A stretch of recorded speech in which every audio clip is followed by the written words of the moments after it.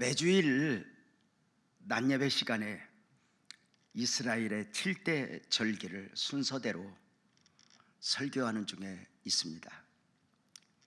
이스라엘의 7대 절기는 유월절을 시작으로 무교절, 초실절, 칠칠절, 나팔절, 속죄일, 그리고 초막절입니다. 각각의 절기에는 계시가 담겨 있다 했습니다. 계시라는 말은 하나님 자신을 나타내시고 하나님의 뜻과 섭리를 나타내심의 원리입니다. 사람이 하나님을 알 수는 없습니다. 하나님이 하나님 자신을 계시해 주시는 만큼, 하나님이 하나님 자신을 알려주시는 만큼 우리가 그 안에서 하나님을 알 수 있고 하나님을 만날 수 있는 것입니다. 특별히 각각의 절기에는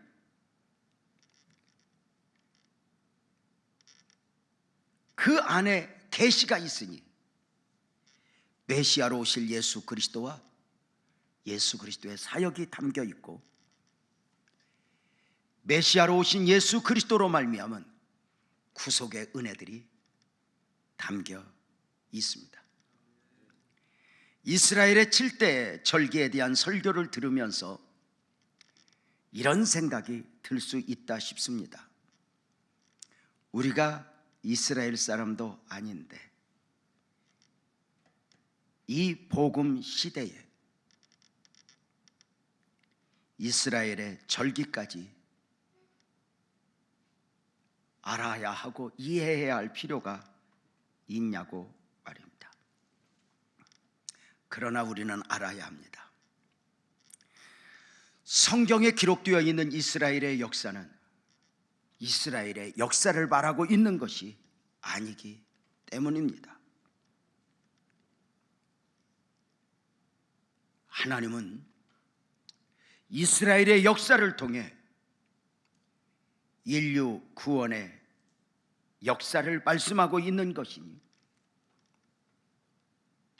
이스라엘은 단순한 나라가 아니라 이스라엘 민족을 계시적 민족이라 하고 이스라엘을 일컬어 인류의 해시계라 합니다.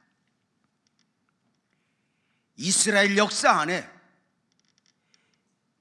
인류의 운명과 인류 구원의 계시가 담겨 있기 때문입니다.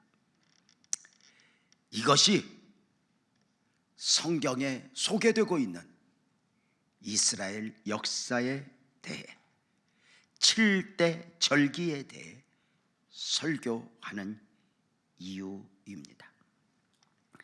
이스라엘의 7대 절기 가운데 나팔절, 속죄일, 초막절을 가을절기라 합니다. 오늘은 가을절기의 시작인 나팔절의 계시를 설교하려 합니다. 나팔절은 이스라엘의 종교력으로 신년절기입니다.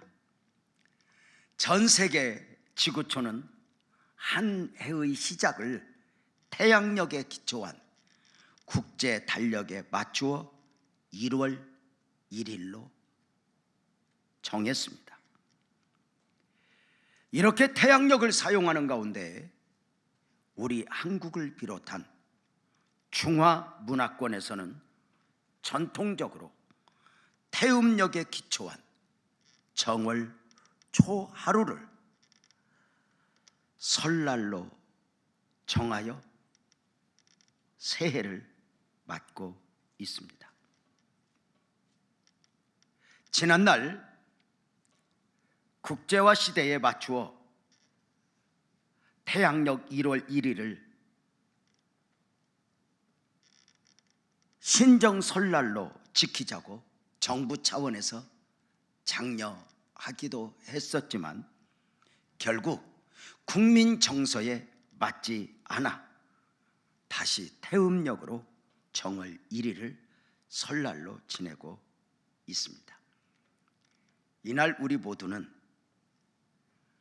세배도 하고 선물도 주고받는 가운데 새해 복 많이 받으세요, 한 해의 축복을 하기도 합니다.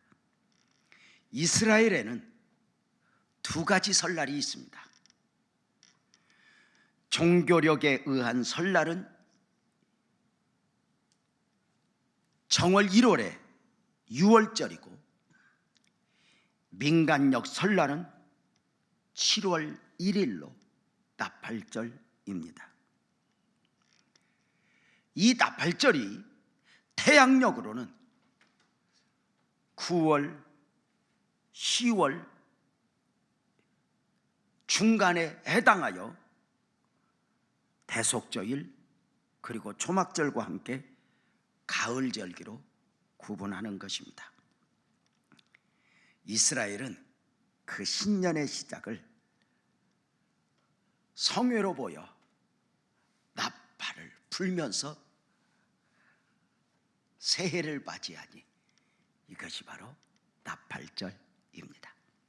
레위기 23장 24절에 보겠습니다. 이스라엘 자손에게 말하여 이르라. 일곱째 달 곧 그 달 첫날은 너희에게 쉬는 날이 될지니 이는 나팔을 불어 기념할 날이요 성회라입니다. 성경적으로 보면 나팔은 신년에 불었지만 신년에만 분 것이 아니라 여러 가지 용도로 나팔을 불었습니다. 시대적으로 시계가 없고 전화와 같은 연락수단이 없으니 나팔이 여러 용도로 사용되었던 것입니다. 특별히 출애굽한 이스라엘 백성들의 40년 광야 생활 가운데 나팔은 여러 가지 용도로 사용되어졌으니 먼저 진의 이동을 알리는 출발 신호로 나팔을 불었습니다. 출애굽한 이스라엘 백성들이 람셋을 출발하여 가나안 입구 요단강에까지 도착하는 동안 약 40년이 걸렸는데 이 40년 동안 이스라엘 백성들은 장막을 약 40번에 걸쳐 이동을 하며 행진을 했습니다. 광야 행진 가운데 구름기둥 불기둥의 인도를 따르다가 구름기둥 불기둥에 멈추면 행진을 하던 이스라엘 백성들이 장막을 치고 진을 쳐 다음 하나님의 메시지를 기다리는 것이었습니다. 그렇게 이스라엘 백성들이 광야를 출발할 때 멈출 때 제사장들이 나팔을 불게 되는 것입니다. 그 모습이 민수기 10장 2절부터 8절까지 보면 소개되어 있는데 우리 한 목소리로 한번 읽겠습니다. 크게 시작. 은나팔 둘을 만들라. 둘을 만들어서 그것으로 회중을 소집하여 진영을 출발하게 할 것이라. 나팔 두 개를 불 때에는 온 회중이 회막문 앞에 모여서 내게로 나아올 것이요 하나만 불 때에는 이스라엘의 천부장된 지휘관들이 모여서 내게로 나아올 것이며 너희가 그것을 크게 불 때에는 동쪽 진영들이 행진할 것이며 두 번째로 크게 불 때에는 남쪽 진영들이 행진할 것이라. 떠나려 할 때에는 나팔 소리를 크게 불 것이며 또 회중을 모을 때에도 나팔을 불 것이나 소리를 크게 내지 말며 그 나팔은 아론의 자손이 제사장들이 불지니 이는 너희 대대의 영원한 율례니라. 아멘. 나팔 소리가 다양하게 울려 퍼지는 가운데 제사장이 나팔을 어떤 방식으로 불면 동쪽의 진이 움직이고 어떤 방식으로 불면 또 다른 진이 움직이고, 어떻게 불면 멈추고, 어떻게 불면 천부장이 보이고, 이렇게 다양한 나팔 소리가 있는 중에 전쟁의 시작을 알리는 신호로도 나팔이 사용되었습니다. 출애굽한 이스라엘 백성들이 광야 40년 동안 가나안을 향하여 행진만 한 것이 아닙니다. 당시 광야의 주인 되었던 많은 부족들이, 어느 부족들은 이스라엘에게 길을 열어주어 가시오 했지만, 어느 부족들은 가로막아 전쟁을 하자 하는 가운데 이스라엘 백성들이 그 처음 전쟁은 아말렉과의 전쟁을 시작으로 아모리족 속의 왕들과 또 바산 나라의 왕들과 싸우며 광야 행진을 하게 되는데, 그 전쟁을 알리는 신호가 나팔이었습니다. 민수기 10장 9절에 나오는데 한 목소리로 한번 읽어볼까요? 시작. 또 너희 땅에서 너희가 자기를 압박하는 대적을 치러 나아갈 때는 나팔을 크게 불지니, 그리하면 너희 하나님 여호와가 너희를 기억하고 너희를 너희 대적에게서 구원하리라. 아멘. 너희가 나팔을 불면 그 나팔 소리를 듣고 너희 대적에게서 너희를 하나님이 구원하시리라 약속의 말씀이었습니다. 뿐만이 아니라 성회로 모이게 되는 절기와 월삭, 안식일, 이런 날들에도 나팔 신호로 나팔을 불었습니다. 나팔의 신호에 따라 오늘은 월삭이구나, 오늘은 안식일이구나, 오늘은 절기를 지키는 날이구나, 그렇게 백성들이 인식하게 되었습니다. 민수기 10장 10절입니다. 또 너희의 희락의 날과 너희가 정한 절기와 초하루에는 번제물을 드리고 화목제를 드리며 나팔을 불라. 그로 말미암아 너희 하나님이 너희를 기억하시리라. 나는 너희의 하나님 여호와니라. 나팔을 반드시 불라는 것. 그로 말미암아 너희의 하나님이 너희를 기억하시고 너희를 건져주실 것이다. 말씀을 드린 바대로 이스라엘 백성들은 광야 행진 중에도 또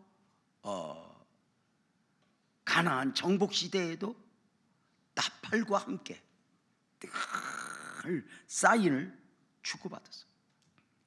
나팔 소리를 들으면 오늘은 천부장들 모임이 있구나, 오늘은 월삭이구나, 오늘은 절기이구나 알았는데, 그 나팔을, 그 이스라엘 백성들이 불었던 나팔을 제가 실제적으로 우리 성도님들에게 한번 보여드리겠습니다. 양각 나팔인데요, 제가 예루살렘에 갔을 때 공부하면서 구해왔던 이 나팔입니다. 아마 보신 적이 있을 줄로 압니다. 이것을 이제 제사장들 중에, 지금도 이제 찬양자라는 목사님들이 있는 것처럼 아마 제사장들 중에도 유난히 이것을 잘 부는 아마 담당 제사장들이 있었던 것 같습니다. 그러면 그 신호에 따라 모이고 길게 부르고 뭐 짧게 부르고 힘차게 부르고 또 은밀하게 부르고 했는데, 제가 이걸 지금 한번 불어볼 텐데요, 어떤 때는 소리가 잘 나기도 하고 어떤 때는 안 납니다. 저는 노래도 못하지만 이 나팔도 제대로 못 붑니다. 근데 제가 이 나팔을 불면 힘을 탁 쏟아서 기침을 하는 수가 있습니다. 이 코로나 때문이 아니고 이해를 좀 해주시기 바랍니다. 한번, 사실 일부 예배 때는 이거 불면서 주접을 한번 떨었는데 한번 불어보겠습니다. 안 될 것 같았습니다. 그 나팔 소리에 따라 전쟁에 진격을 하기도 하고 멈추기도 하고, 특별히 신년을 알리는 날에 나팔은 특별했습니다. 적어도 이날의 나팔 소리는 달랐습니다.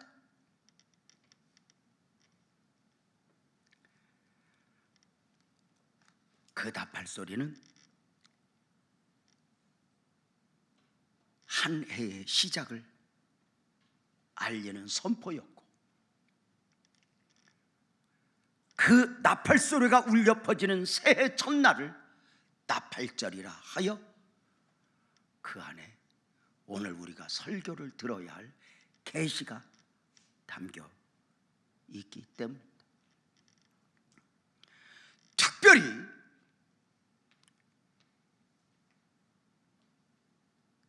절기의 나팔은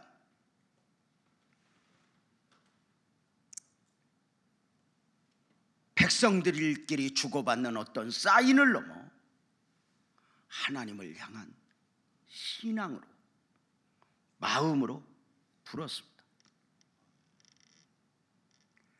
한 해를 시작하면서 이 나팔 소리와 더불어 우리는 하나님의 백성입니다 선포하는 것이고, 하나님은 그 나팔 소리에 담긴 신앙의 고백을 듣고 전쟁 가운데 자기 백성을 구원해내시기도 하고, 또 내가 너희를 기억하리라, 그 나팔 소리와 더불어 울려 퍼지는 그 백성들의 그 외침, 그 고백에 담긴 그것을 하나님이 읽고 내가 너희 기도 제목을, 내가 너희의 눈물을 받겠다, 바로 이런 것입니다.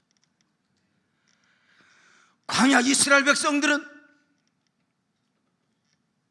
가로막고 있는 적군이 두려워서 은밀하게 광야를 행진한 것이 아닙니다.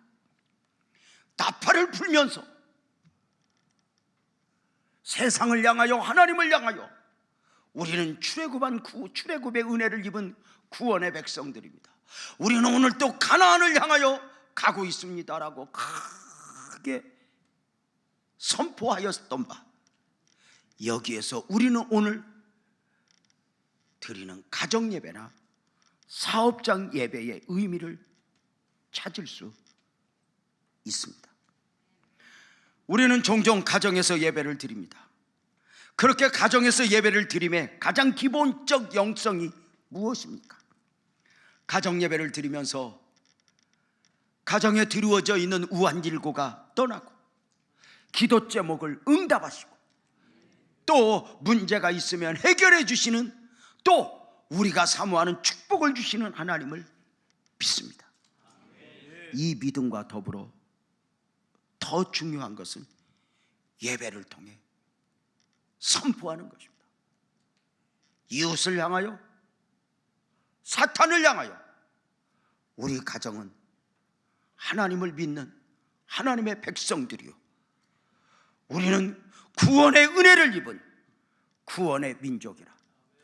우리는 땅에 살지만 땅에 속하여 살아가는 민족이 아니라 하늘의 시민권을 가진 민족이라고 스스로에게, 이웃을 향하여 선포하는 것이게 됩니다.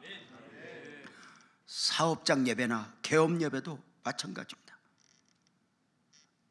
종종 장로님들 또는 안수 집사님들 사업장 개업을 하면서 또 한 달을 시작하면서 예배를 드리곤 하는데, 그 사업장 예배 가운데 축복하실 하나님의 은혜,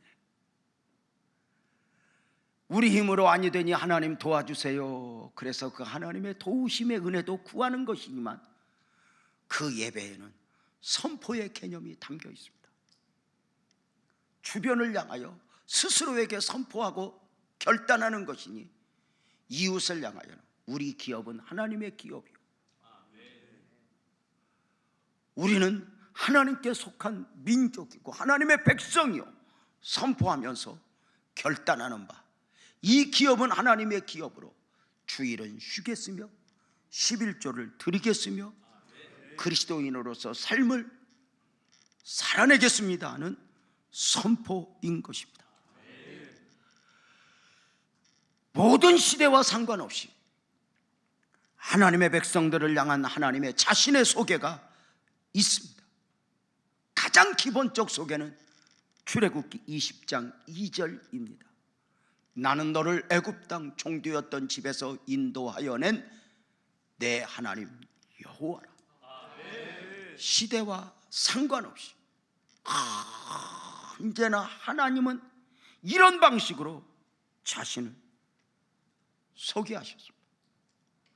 너희는 출애굽의 은혜를 입은 사람들이 아니냐? 나 여호와는 출애굽 구원의 은혜를 베푼 여호와가 아니냐? 그 하나님의 백성들이 절기를 지키는 것이요, 하나님은 그 절기를 통해 당신의 뜻을 알리시는 것이었습니다.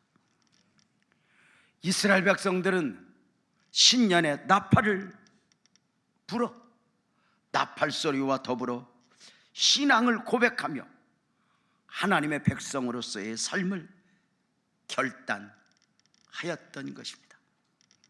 우리가 이렇게 주일에 매 시간 예배할 때에 이 예배 가운데 가장 중요한 드려짐은 신앙 고백과 함께 결단입니다.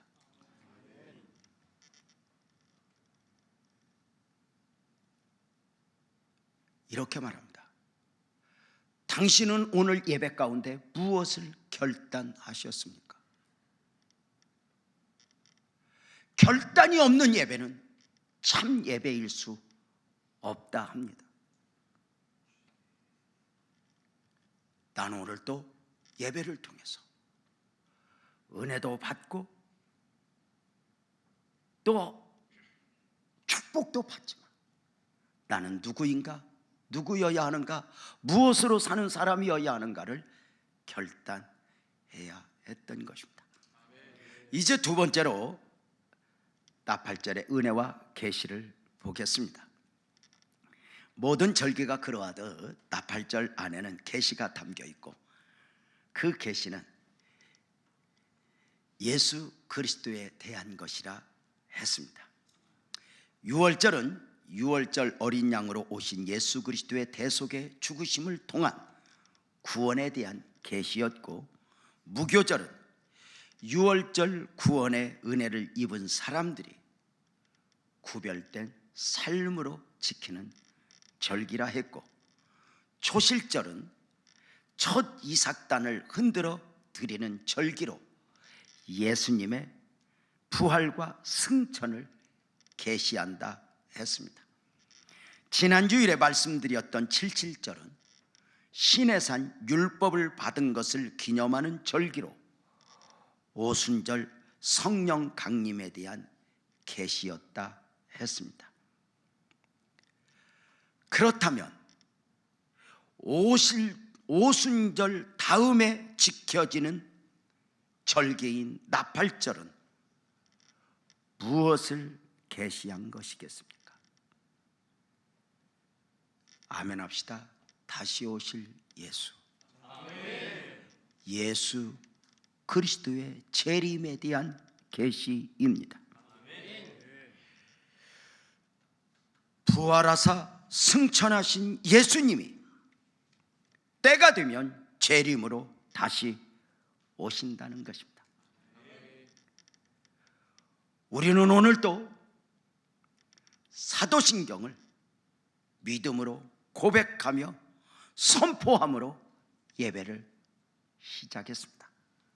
성도님들, 사도신경은 기도가 아닙니다. 그래서 눈을 감고 사도신경을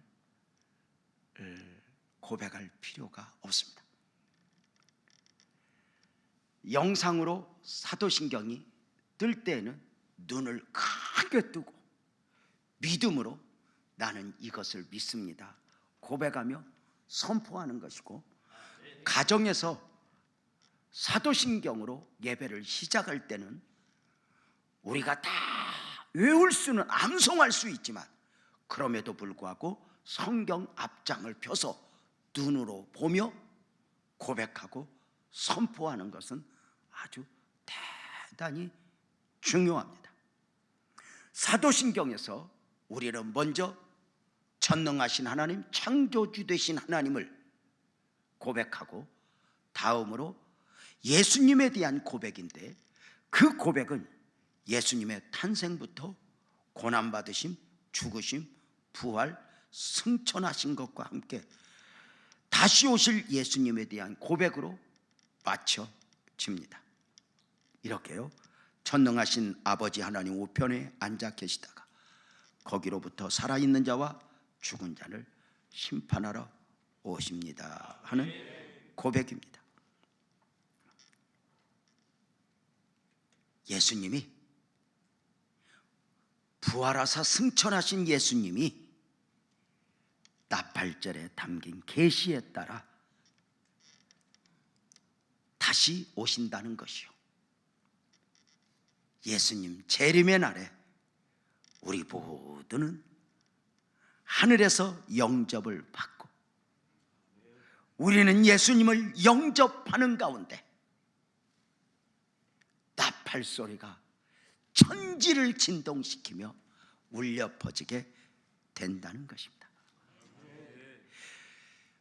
마지막 예언에 대한 예수님 말씀을 보겠습니다. 마태복음 24장 30절 31절이죠. 우리 한 목소리로 읽겠습니다. 시작. 그때에 인자의 징조가 하늘에서 보이겠고 그때에 땅의 모든 족속들이 통곡하며 그들이 인자가 구름을 타고 능력과 큰 영광으로 오는 것을 보리라. 그가 큰 나팔 소리와 함께 천사들을 보내리니 그들이 그의 택하신 자들을 하늘 이 끝에서 저 끝까지 사방에서 모으리라. 아멘. 아멘. 기억하십시오. 초림 예수는 은밀하게 오셨습니다. 가장 가난한 가정에 가장 힘없는 아이로. 그러나 재림으로 다시 오실 예수는 은밀하게가 아닙니다. 오늘 이 말씀에서 보는 대로 땅의 모든 족속들이 인자가 구름을 타고 능력과 큰 영광으로 오는 것을 아멘합시다. 보리라.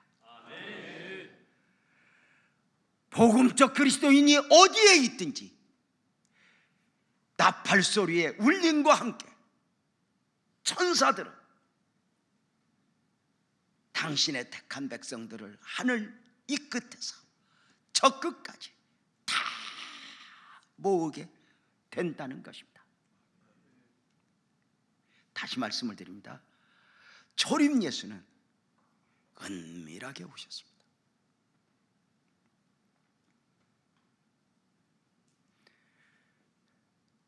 그래서 믿음으로만 받을 수 있습니다. 그러나 재림 예수는 실제입니다. 믿음으로가 아닙니다. 그러므로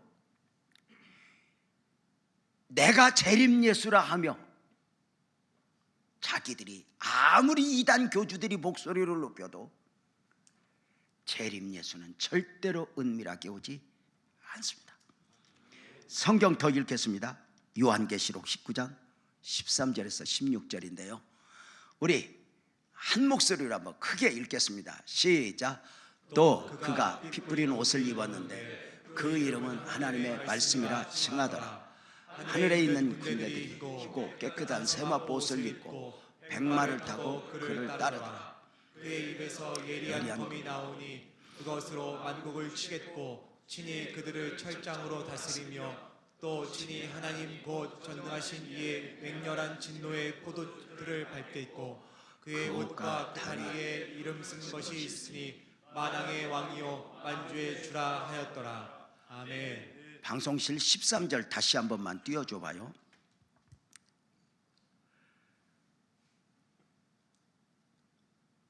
재림으로 오시는 그 예수님이 뿌린 옷을 입었는데, 자, 기억하십시오. 왜 재림 예수를 이야기할 때 피 뿌린 옷을 입었다고 강조하였을까요?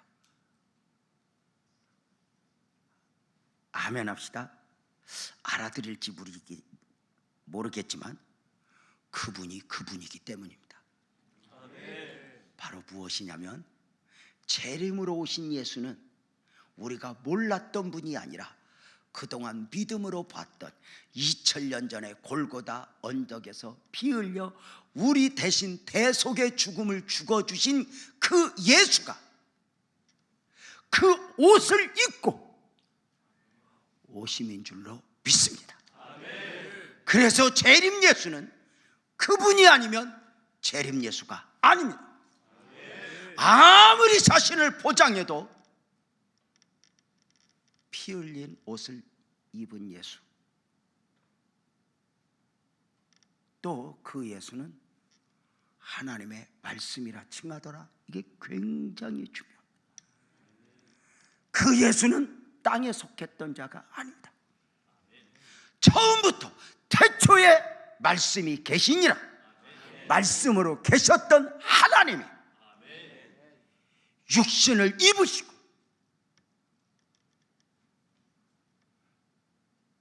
거기에 피 뿌린 옷을 입어 내가 원래 말씀으로 계셨던 하나님이란다, 그리고 2000년 전에 내가 너희를 대속했던 예수란다, 이것을 보이며 오시는 것입니다. 사랑하는 성도님들, 그날이 얼마나 기쁜 날인지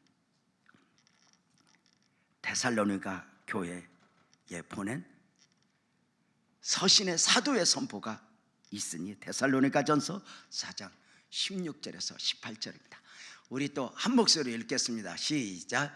주께서 후령과 천사장의 소리와 하나님의 나팔 소리로 친히 하늘로부터 강림하시리니 그리스도 안에서 죽은 자들이 먼저 일어나고 그 후에 우리 살아남은 자들도 그들과 함께 구름 속으로 끌어올려 공중에서 주를 영접하게 하시리니 그리하여 우리가 항상 주와 함께 있으리라.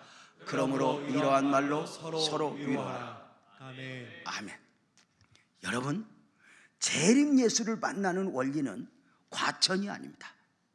과천이 아닙니다. 우리 구본영 장로님이 과천에 있는 신천지 본부를 다녀왔답니다. 느낌은 들어갔다 나온 것 같은데 입구에서 보니 바코드를 찍지 않으면 들어갈 수 없었다 이야기합니다. 재림 예수는 그런 식으로 아닙니다. 은밀하게 와서 공간의 제약을 받고 시간의 제약을 받는 건 재림 예수가 아닙니다.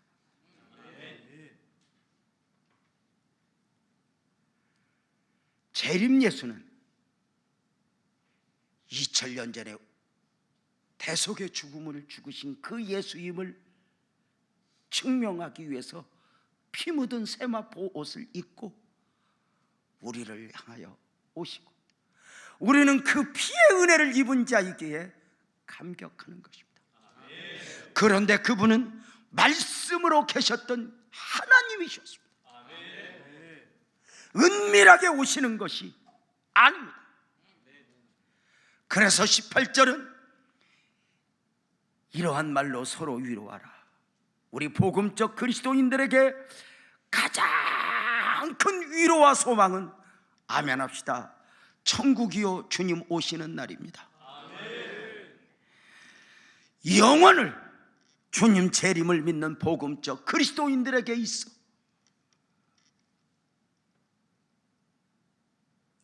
이 땅의 소망, 세상의 소망은 우선의 소망이지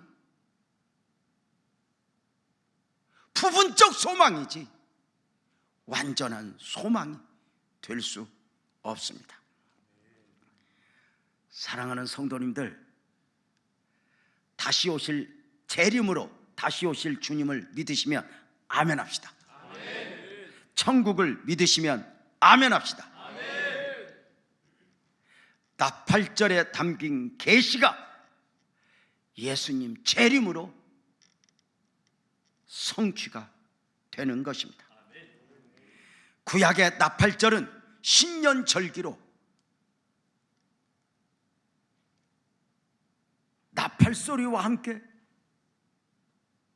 새해를 맞았습니다. 나팔소리는 새해의 선포였습니다. 재림의 날에 울리는 나팔소리는 우리 모든 복음적 그리스도인들에게 아멘 합시다. 새로운 시작의 선포가 될 것입니다. 재림의 나팔소리와 함께 새날, 새나라, 새 사람으로의 완전한 승리가 있을 것이니 바로 이것이 신천지입니다.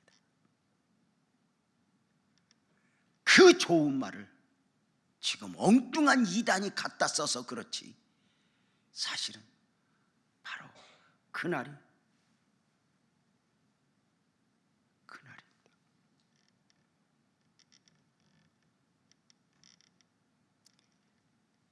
이 재림의 날은 오늘을 살아가는 우리 복음적 그리스도인들의 참 소망입니다.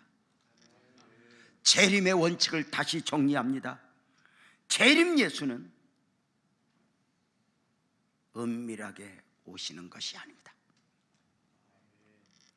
꼭 믿으십시오. 아멘 합시다. 나도 모르게 오시는 재림 예수는 재림 예수가 아니다. 아멘이죠? 자기들끼리 모여서 아무리 재림 예수라 해도 절대로 아닙니다. 초림 예수는 은밀하게 오셨지만 재림 예수는 그곳이 어디이든 공간의 제약을 받지 않습니다. 또 앞서 죽었던 사람이든 지금 사람이 있는 사람이든 시간에도 제약을 받지 않습니다. 모두가 함께 그 예수를 우리는 만나게 될 것입니다. 지금은 우리가 초림 예수를, 그 예수가 이루신 구속사역을 믿음으로 우리가 품어야 하지만 재림의 날은 더 이상 믿음과 상관없이 실제로 그 예수님을 눈으로 보며 그 예수 안에서의 새날 새 시작의 은혜를 입게 되는 것입니다. 그래서 우리가 지금은 믿음으로 여야 하기에 그날에 대하여 고린도전서 13장 12절에서 사도는 우리가 지금은 거울로 보는 것 같이 희미하나, 우리가 이 말씀을 잘 이해해야 돼요. 성경이 쓰여질 당시의 거울은 지금의 거울이 아니라 놋거울이에요. 그래서 이렇게 보면은 잘 안 보여요. 그래서 지금 뭐 죽은 게 있고 김이 있는 사람은 옛날 거울로는 안 보이죠. 그래서 희미하나 그날 그때에는 아멘 합시다. 얼굴과 얼굴을 대하여 볼 것이요. 지금은 내가 부분적으로 알지만 그날 그때에는 주님이 나를 아신 것처럼 아멘 합시다. 나도 주님을 알리라. 지금은 믿음으로 이지만 실제로 우리는 주님을 보게 되는 것입니다. 정리가 되셨죠? 초림 예수는 은밀하게 오시지만 재림 예수는 은밀하게 오시지 않는다. 여러분, 내 귀에 들리도록 나팔소리와 함께 내 눈에 보이도록 천사들의 축복과 함께 땅끝에 있는 그가 누구여도 미국에 있는 성도들, 몽골에 있는 성도들 다 모여라. 우리가 다 그 주님을 만나게 될 줄로 믿습니다. 이제 나팔절의 은혜를 보겠습니다. 구약에서 예언된 대로 메시아는 초림 예수로 그리고 오셨고 이제 재림 예수로 오실 것입니다. 두 번에 걸쳐 오셔야 하는 이유는 너무도 분명하니 아멘 합시다. 초림 예수는 죄인을 구원하기 위해 오시는 것이고 재림 예수는 의인을 구원하기 위해 오시는 것입니다. 구원의 완성을 위해 재림 예수로 오시는 것입니다. 초림으로 은밀하게 오신 예수님은 고난과 죽으심과 부활로 구속사역을 완성하셨습니다. 예수님의 구속사역을 믿고 영접한 우리들은 죄와 사망에서 법적으로 자유하여 의인이 되었습니다. 신학적으로 이신칭의인이 믿음으로 의롭다 칭함을 받는 것입니다. 예수님을 믿어 실제적으로 의인이 되는 것이 아니라 죄인은 죄인이지만 법적으로 법 안에서 너는 죄 없다, 의롭다 칭함을 받는 것입니다. 오늘 영상으로 예배하고 있는 성도님들도 오늘 이 예배당에서 예배하고 있는 우리 목사님들 그리고 우리 청년들 우리 장로님들도 이 은혜를 이미 입은 줄로 믿습니다. 문제는 지난주에 설교하였던 것처럼 구원의 은혜를 입었지만 구원의 백성답게 살 수 있는 능력이 내 안에 없다는 것입니다. 그래 6월절 구원의 은혜를 입은 사람들을 위해 77절에 계신 보혜사 성령이 있어지시니 성령 안에서 우리가 구원의 백성답게 살아내는 것입니다. 믿음이면 충분하다 할 때 이 믿음이면 충분하다는 것은 구원에 있어서이고 사명을 위해서는 믿음을 지켜내기 위해서는 구원의 백성으로 삶을 살아내기 위해서는 너희가 믿을 때에 성령을 받았느냐 성령으로 충만해야 하는 줄로 믿습니다. 문제는 우리가 기도하고 예배하지만 성령 안에서 산다고 하지만 언제나 모든 상황 속에서 성령으로 충만하기는 쉽지 않다는 것입니다. 순간순간 오호라 나는 공고한 자로다 연약함을 고백할 수밖에 없습니다. 법적으로 의인이 되었지만 법적으로 출애굽을 하였지만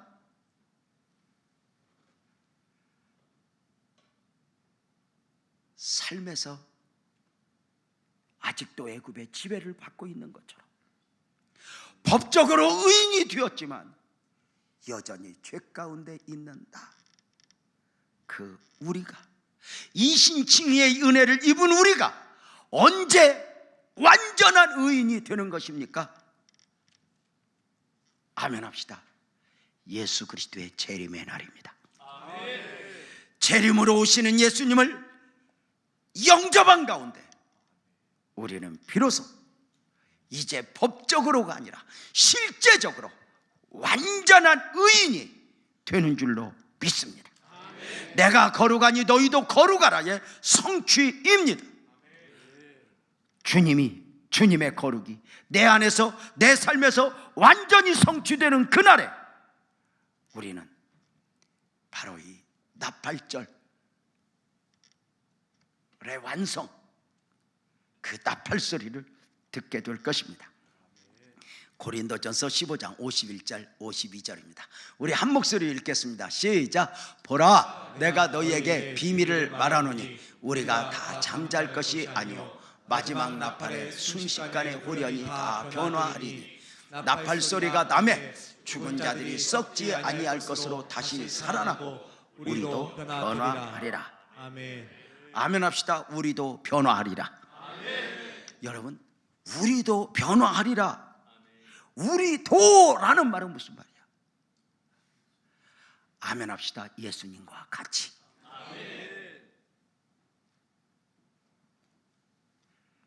부활하신 예수님의 변화처럼.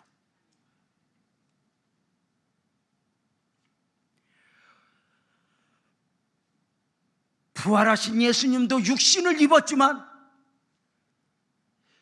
육신을 입고 부활하신 예수님은 부활하기 전과는 달랐습니다.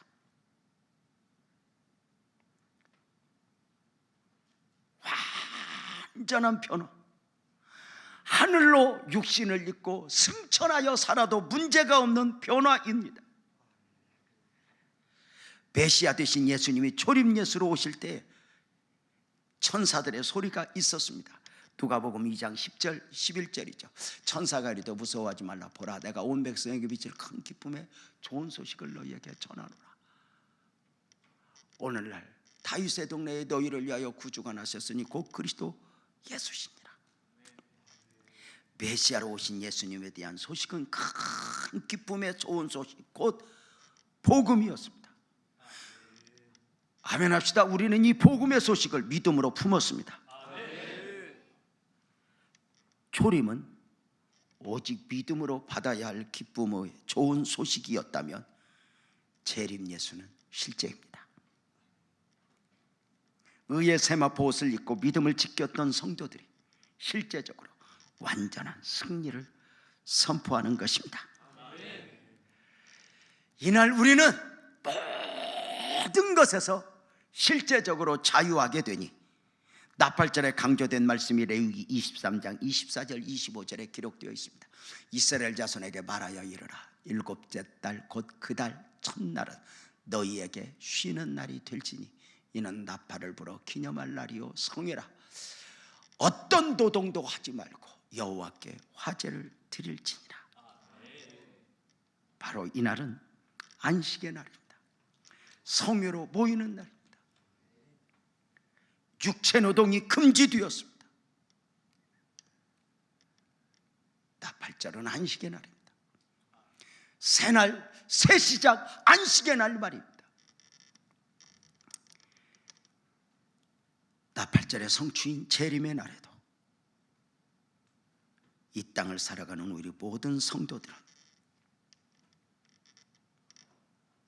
안식을 얻게 될 것입니다. 단순한 쉼이 아니라 모든 인간의 수고와 짐에서 자유하게 되는 승리의 날이 될 줄로 믿습니다. 수고하고 무거운 짐진 자들아 다 내게로 오라. 내가 너희를 쉬게 하리라 말씀하셨는데 그 쉼이 성취가 실제가 되는 날입니다. 그날에 우리는 비로소 더 이상 죄와 씨름하지 않아도 됩니다.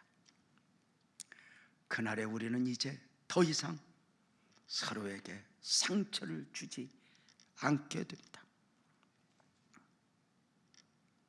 비로소 그날 우리는 성공과 실패에 끌려다니지 않아도 됩니다. 그날에 우리는 믿음을 지켜야 하고 사명을 감당해야 하는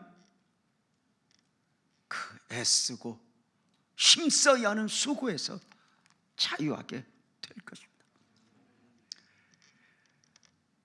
그날에는 전염병, 코로나, 사스 이 모든 것에서 자유하게 될 것입니다. 목사로서 설교 준비를 하면서 이 날이 얼마나 좋은지 제가 설교 원고에 이렇게 썼습니다. 더 이상 설교 준비하지 않아도 되는 날.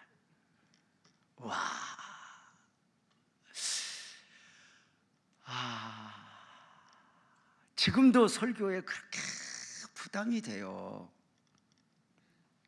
그래서 잠이 오질 않아요. 근데 그날에는 저는 이제 설교 끝입니다. 그냥 가면 됩니다. 그날 저에게 누가 설교를 시켜주겠습니까? 바울도 있고 모세도 있고 엘리야도 있는데 세례 요한도 있는데 나는 안내하면 됩니다.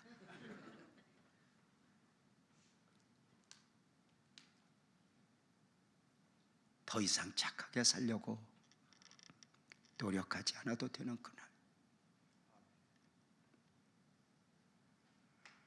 우리 아내가 아픈데, 우리 엄마가 아픈데, 우리 딸이 아픈데 염려하지 않아도 되는 그날이 그날입니다. 나팔절에 계신 예수님의 재림은 집단적 종말입니다. 종말을 크게 두 가지로 나누면 집단적 종말과 개인적 종말이 있습니다. 나팔절의 계시의 성취인 우리 예수님 재림의 날은 집단적 종말입니다. 개인적 종말은 이 땅에서 7, 80, 8, 90 삶을 살아내다가 마지막 죽음으로 주님 앞에 가는 날, 이 날은 우리가 주님을 만나니 개인적 나팔절이라 할 수 있습니다.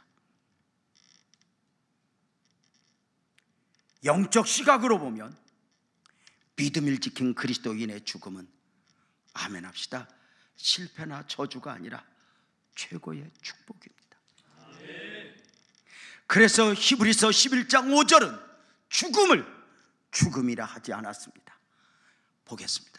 믿음으로 에녹은 죽음을 보지 않고 옮겨졌다고 말입니다. 하나님이 그를 옮기셨다고 말입니다. 무슨 이야기입니까? 아멘 합시다. 복음적 그리스도인의 죽음은 죽음이 아니라 옮겨가는 것입니다. 땅에서 하늘로, 가족들 곁에서 주님 품으로, 수고와 질병과 싸워야 하는 이곳에서 더 이상 그 씨름을 하지 않아도 되는 그곳으로, 시기와 질투 속에서 때로는 내가 왜 이래, 나도 내가 미운데, 그 모든 것에서 자유하게 되는 그날 옮겨갔다 합니다. 모세를 옮기우신 하나님이, 엘리야를 옮기우신 하나님이, 에녹을 옮기우신 하나님이 저와 여러분에게도 그날의 축복을 줄 줄로 믿습니다. 그래 여러분, 그래서 가족의 죽음은 가족으로 보면 안타까움이지만 사실 주님을 앞에 간 가족의 입장에서 보면 그것은 비로소 축복이 아닐까. 그래서 요한계시록 14장 13절에서는 이렇게 정의하여 말했잖아요. 아멘 합시다. 지금 이후로 주 안에서 죽는 자들은 복이 있도다. 아멘. 성령이 이르시되 그러하다. 주 안에서 죽는 자들이 복이 있도다. 이것을 우리까지 할 수는 없어도 성령은 그러하다 하는 것. 그래서 이날의 축복을 알기에 앞선 믿음의 선배들 가운데 이런 이야기들 들어보셨죠? 임종을 앞두고 내가 죽으면 울지 말고 슬퍼하지 말고 천국 환송 예배로 장례를 치루어 달라고. 내가 주님 품에 안겼으니 걱정하지 말라고. 우리 장로님들 이런 멋진 유언을 하고 주님 만날 수 있기를 바랍니다. 아멘. 여러분 어떠세요? 제가 청년 때 큰 참막 기도하고 불같이 그 하나님을 사랑할 때 우리 청년 자매 엄마가 암으로 이렇게 돌아가시게 되었어요.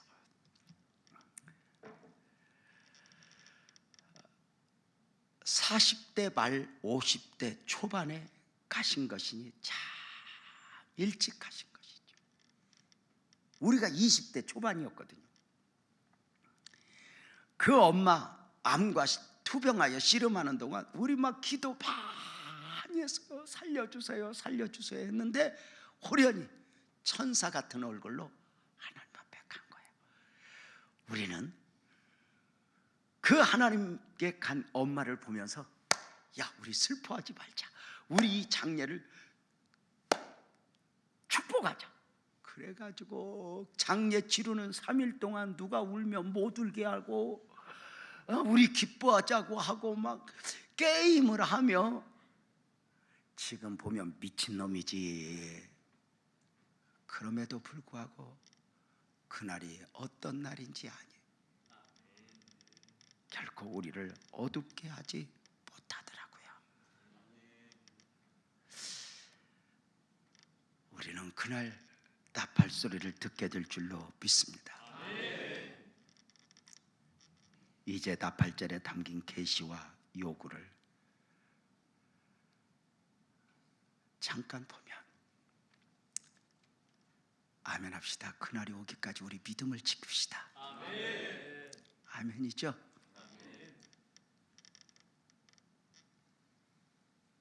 우리는 그날에만 믿음의 나팔을 불면 안 됩니다. 우리는 오늘 또 믿음으로 살면서 날마다 모든 상황 속에서 승리의 나팔을 불어야 합니다. 아멘이죠? 주님, 오늘 하루도 믿음으로 살았어. 주님, 또 한 주간 믿음으로 살았어.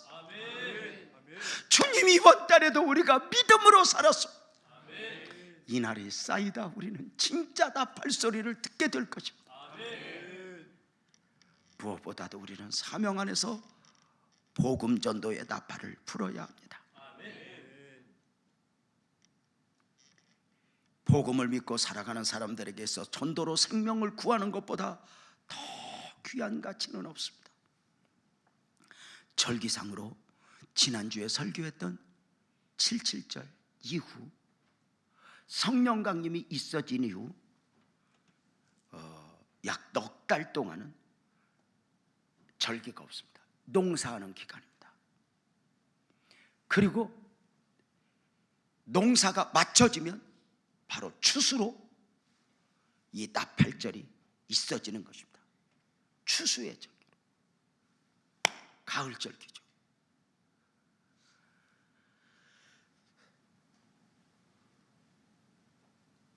추수가 맞춰지면, 농사가 맞춰지면 재림을 계시하는 나팔절로 지켜지는 것이니 아멘 합시다. 추수의 날입니다.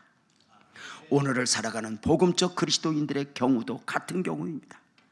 구약의 77절의 완승인 성령 강림이 있어지고 재림, 나팔절의 계시인 재림이 있어지기까지 우리의 전도로 구원의 복음이 땅끝까지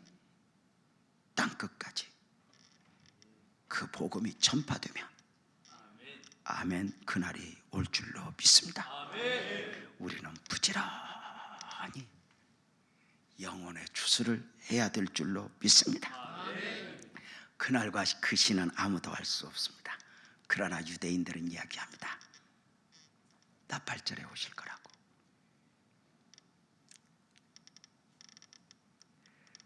우리는 오늘도 코로나로 어렵지만 나팔을 불어 나팔절의 삶을 살아내야 합니다. 나를 힘들게 하는 사람 앞에서 코로나라고 한 최악의 현실 가운데서 나팔절의 삶을 만들어내는 것입니다. 아멘 합시다. 승리의 나팔을 부는 것입니다.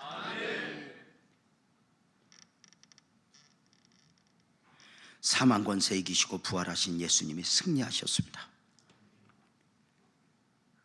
그 주님 재림의 날, 나팔절 계시가 완성되는 날, 아멘 합시다. 그날은 우리 그리스도인들의 승리입니다. 예수 승리가 우리의 승리가 될 줄로 믿습니다.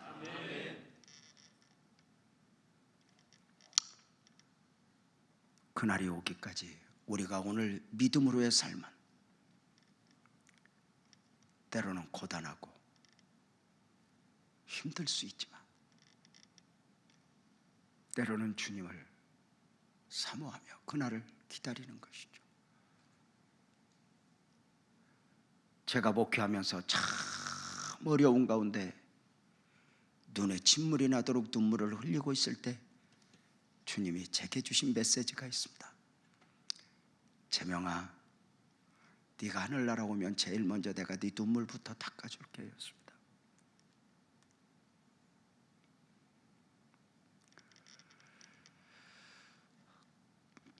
가난할 때는, 먹을 것이 없을 때는 먹을 것만 있으면 했는데, 입을 것이 없을 때는 입을 것만 있으면 했는데, 내 집이 없어 월세 살 때는 집 한 채만 있으면 했는데, 옷이 한 벌일 때는 또 한 벌 있으면 했는데, 화장실이 하나일 때는 두 개만 있으면 했는데, 여전히 세상적 삶은 만만치 않습니다. 아멘 합시다. 세상에 진정한 소망은 없습니다. 고단한 삶을 살아내고 있지만 우리 그날을 소망하고 기대하며 믿음으로 승리합시다. 나팔을 불듯 나는 누구여야 하는가? 그날을 사모하며 선포하지 않겠습니까? 우리 장로님들, 우리 교역자들 일어나서 우리 찬송합시다.